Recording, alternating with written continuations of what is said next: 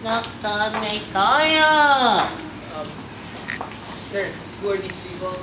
Doc, si Mr. Bulan Pogi po. Mr. Bulanpogi! Doktor, sa bulan pogi mo sa mga... How are you? How are you, Mr. Okay. Bulanpogi? It's been such a long time.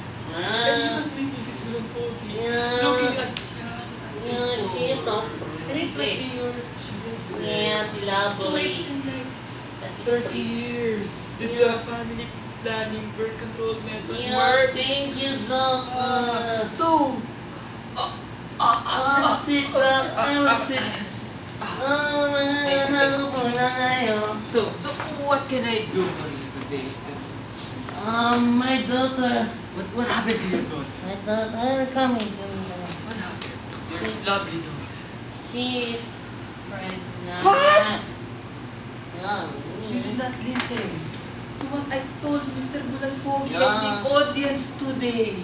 I don't believe it. Yeah, I told her. I told her. So, to everybody listening today, this is a good example of someone not listening to Dr.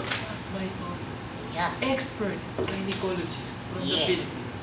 Yeah.